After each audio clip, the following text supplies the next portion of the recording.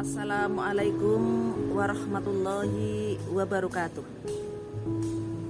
Bismillahirrahmanirrahim. Alhamdulillahirabbil alamin.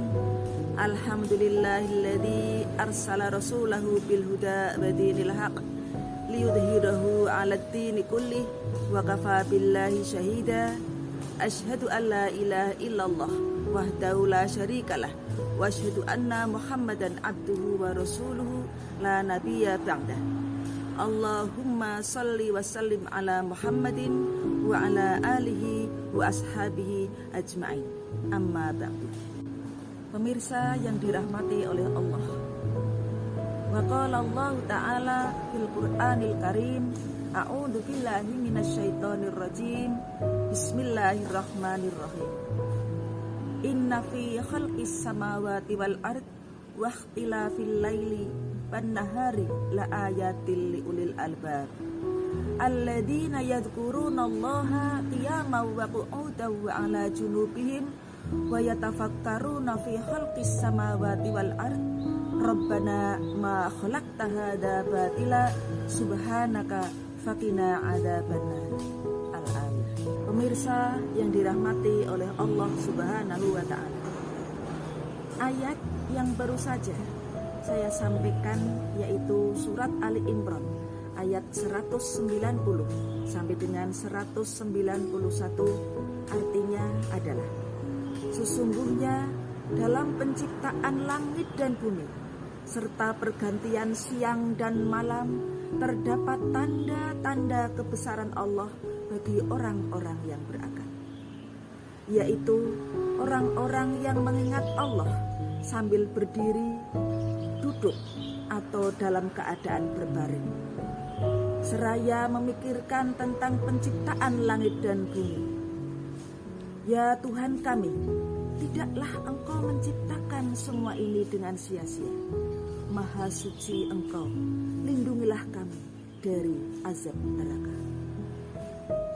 Pemirsa yang dirahmati oleh Allah Subhanahu wa ta'ala, perlu diketahui bahwa partisipasi publik bisa saja sering disebut partisipasi masyarakat, merupakan keikutsertaan masyarakat secara sukarela yang didasari oleh determinan dan kesadaran diri masyarakat itu sendiri dalam program pembangunan. Namun, seiring berjalannya perkembangan partisipasi masyarakat, masih ada faktor hambatan. Partisipasi masyarakat dalam perumusan kebijakan publik yang masih rendah dipengaruhi oleh faktor internal dan faktor eksternal. Pemirsa yang dirahmati oleh Allah Subhanahu wa ta'ala, adapun faktor internal yang menghambat partisipasi masyarakat adalah: pertama, masyarakat masih terbiasa pada pola lama, yaitu peraturan warga. Warga hanya mau menerima dan melaksanakan saja, tidak mau ribet, tidak mau cawe-cawe. Yang kedua, masyarakat tidak tahu adanya kesempatan untuk berpartisipasi. Yang ketiga, masyarakat tidak tahu bagaimana prosedur partisipasi. Yang keempat, rendahnya sanksi hukum di kalangan masyarakat. Begitu juga rendahnya sanksi hukum kepada pelanggar kebijakan publik. Adapun faktor eksternal yang menghambat partisipasi masyarakat dalam perumusan kebijakan publik adalah: yang pertama, tidak dibukanya kesempatan kepada masyarakat untuk berpartisipasi, seakan-akan tertutup, inklusif, jadi tidak ada keterbukaan. Yang kedua, masih adanya anggapan sentralistik atau pemusatan kekuasaan yang tidak sesuai dengan otonomi di daerahnya masing-masing. ketiga, adanya anggapan bahwa partisipasi masyarakat akan memperlambat pembuatan kebijakan publik. Yang keempat, kebijakan publik yang dibuat terkadang belum menyentuh kepentingan masyarakat secara langsung. Yang kelima, hukum belum ditegakkan secara adil. Hal ini masih terjadi adanya tebang pilih. Masyarakat merasa bahwa keterpihakan tidak ada pada dirinya. Pemirsa yang dirahmati oleh Allah Subhanahu wa Ta'ala, dengan adanya dua faktor, baik internal maupun eksternal, yang menghambat partisipasi masyarakat, apakah ada dampak negatifnya? Tentu ada. Adapun dampak negatif rendahnya partisipasi masyarakat, yang pertama, rendahnya efektivitas kebijakan publik. Yang kedua, tidak memenuhi hak-hak rakyat secara menyeluruh. Yang ketiga, menyebabkan rendahnya kualitas kebijakan yang dihasilkan. Yang keempat, tidak sesuai dengan kebutuhan dan keinginan rakyat. Kelima, tidak sejalan dengan nilai-nilai budaya masyarakat.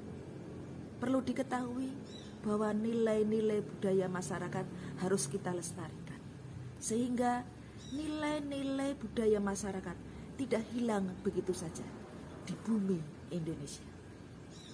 Keenam, timbulnya gejolak dalam masyarakat yang dapat mengganggu stabilitas nasional.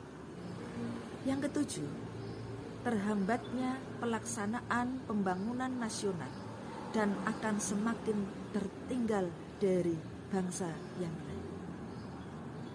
Kedelapan, merosotnya kepercayaan masyarakat terhadap pemerintah sehingga memungkinkan terjadinya anarkisme dalam masyarakat.